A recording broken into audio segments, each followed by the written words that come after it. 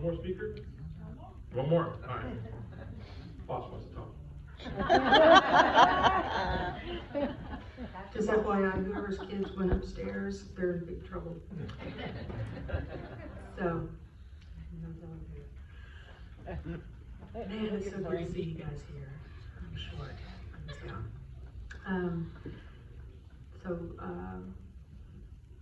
I feel like I had a lot in common with Pat because I was not born a healthy child. I came from a ridiculously dysfunctional family. God saved me when I was 8 years old. I ended up marrying someone who was very wonderful. Met him when I was only 17. He was too stupid to know that he was supposed to stay with me.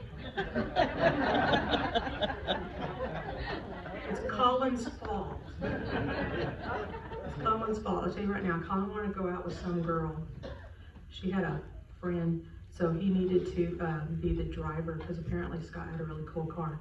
And Colin did. And so they went on a date. And so anyhow, on Sunday, Scott came to see me because I was grounded because of him. And I was grounded because I went and I spent the night with our friend Rochelle West, and that's actually where I met Scott to like speak to me for the first time. We actually lived really close. I was on the corner of 2nd and I, and he lived on 1st Street. So he was like right there. I remember when I saw him for the first time, he was standing in the corner listening to us, the younger ones, because his brother's in the same grade as me. And we're all screwing around. I think his brother was teaching us how to French inhale cigarette smoke. And so, to which Scott's sitting in the corner and he's just looking like, and somebody says something stupid, and all he ever did, never heard him say a word, all he did was this. That was it until I was 17. And so, anyway, when I met him then, he had just come out of, I think still in tech school. He was in tech school in the Air Force, and I said, "Oh, you're in the Air Force, what do you do?" And he said, "I'm in the Air Force." I said, "Yeah, but there's jobs, what do you do?" He said, "I'm in the Air Force." I said, "But you have to do something specific." And he goes, "Mm-hmm. Well, what is it?" "I'm in the Air Force." Because he was in crypto, and so he couldn't say anything about anything. He would get the lecture like every Friday before all the guys left. Like you couldn't even take the phone book off of base. That was, classified. So anyway, that's when I met him and truly fell in love with him back then. But because I went and told my mother that I was spending the night with my friend instead of asking my mother if I could spend the night with my friend, I got grounded. And poorly communicating was the only problem we ever had, because at my house, nobody ever came to my house. I mean, it was just us. So if you got grounded, all you had to do was stay home. You just couldn't leave. Anybody could come over, we don't care. You just couldn't leave. Well, at Scott's house was Grand Central Station. So Joyce would have to say, "No, everybody go away," So when I told him I was grounded, he was like, "Oh, okay." And he would laugh. And I was like, man, I guess he doesn't really like me or something. I don't know. But he kept coming around. And anyhow, he goes out on this date with Colin, and I don't remember who they are. And so he comes back on Sunday incredibly guilty because he knows this is Ingleside. And at the time, we're only maybe 5,000 people. So clearly, people saw him out. I'm gonna find out. Someone's gonna tell me. It's a miracle they haven't done it already. And so he comes and he goes, "Hey, I just want to let you know that I went cruising with Colin, and because he went out with this girl, and so I was driving." "You're a chauffeur?" He goes, "Well, sort of." And I was, "Well, why did you have to do that?" He goes, "Well, there was this other girl." "And where was the other girl?" She was in the front seat. "We're calling the other girl." "Well, they were in the back seat." "So you went out with somebody?" "No, No. You were in the front, yeah. She was in the front, yeah. And y'all talk to one another, yeah. And while you cruise around, yeah. That's a date, no. So here's the fatal flaw, okay? So I had seen this many times, and I don't know how people manage to do this stupid thing that women do, where they're able to somehow manipulate men. And clearly I was not good at it, because I told him, I said, well, fine. Since you want to go out with someone else, maybe you should just date her. And so he did. He married her. That's where Sean Stephen Scott came from. He didn't understand that he was supposed to grovel and kiss my feet, you know, but anyway, so many years later, and lots of garbage in between with our lives, we ended up back together. And it took me a long time to fix him. Oh my gosh. So here we are, and I'll be honest with you. The first time I came to this church, I came with my some friends of mine, and I was telling Luke, I saw this image. This is how I remember this church. I was here twice as a teenager. The first time, we snuck in this door because we were late, and we right into the very front, couple of chairs. And I remember being really surprised because y'all had a bandstand and a full band, and I only saw that when I went to, like the bars to listen to my dad play, because he's a country musician. And we were Baptists, so you guys were weird. And so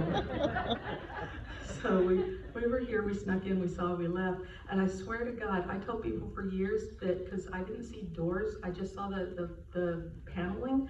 I thought those were like those accordion things, when you open another place. And so everybody's going, we never had that. I was like, I swear to God, that's what was back there. I saw it this long, so who knew? The second time was when Ricky Parker died. We'll just leave it at that. So anyhow, the next time I came into this church was after Scott and I were married, and he was really concerned about us coming here because this was the church where he got married, and I didn't really care. I mean, church is church. I don't care. If they're good people, they're good people. And so we had gone to a few different places and everything. And basically, I will tell you right now, you're welcome. The reason Scott ever came back to church after going off and losing his mind is because I told him, look, I'm going to be in church on Sunday. You're welcome to join me. But if you don't, that's still where I'm going to be. He followed. Good going. Good going. And so we came here, and as soon as we walked in the front door, the first person I saw was Kim Murphy with the biggest smile and huge blue eyes, just so super excited. And of course, she hadn't seen Scott in a long time and recognized him perfectly. And when he just, and this is my word, I think that she squeezed me so hard, I had to hold it. I almost tinkled. It was a big squeeze. But that's New Testament church. This church is welcoming. We don't care who you are, what you look like, what you've done. That's what New Testament church is. This is home. Our job here is to be Jesus to you. Amen. And that's each of our jobs, not just the people who ever make it up here. And that's what we found. And as you'll see as you flip through some of the images, it's been a big deal for our family. So much has happened here, because Devin learned that you have to be saved to go to heaven. She woke me up in the middle of the night, first grader, woke me up in the middle of the night because she had a bad dream. She dreamed that she was in heaven, she was standing outside of heaven, and all of us, her family, were inside, but she wasn't. And that's where Jesus was. And that's what she said. She said, I just want to go where Jesus is. So I go running through the bedroom like throwing on lights, waking up Scott, digging through files, because I'm like, I know I got one of those, like, what to say prayer things somewhere. I don't want to mess this up. So I'm looking for, I need a paper to read. Anyway, I go out, we pray and everything, and of course she goes off to church, she goes off to school the next day and explains to everyone how she is now saved and she will be in heaven and you should go there too. That was followed not too long behind her was Arian. We never could find the picture of Devin being baptized, but you'll see one on the slideshow of Arian. And I don't know what happened to the one of Sean, but that one came many, many years later. All of our children but one have been married in this church. Brother Lewis has been a huge, huge part. He's baptized us, he's married us, he's done so much. And it wasn't just him, it was all of you. You were the reason that we came, that we stayed, that we felt like we needed to be helpful. We felt like we should do whatever it is that God says because of you. And so,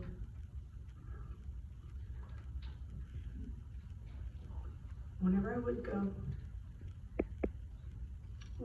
to Lewis and Pat's house, and I know you've all had this, for some reason time stops.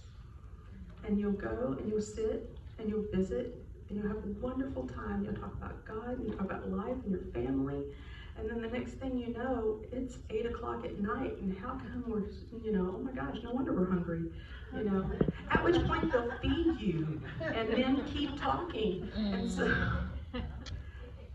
that is what this church is about.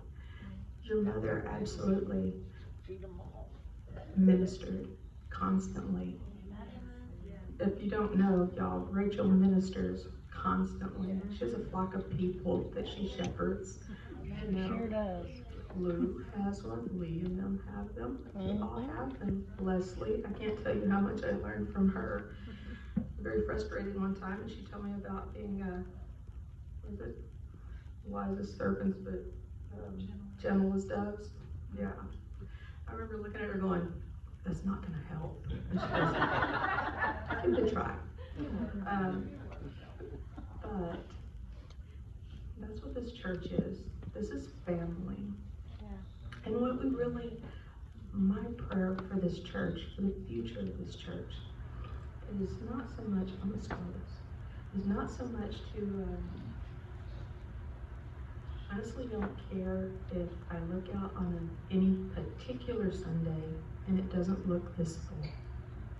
What I care about are the amount of people who reach out to us and talk to us and have us pray for them and have us minister to them. And, whether we're sitting behind a desk, behind a pulpit, driving down the road, it doesn't matter, because that's exactly the way God works.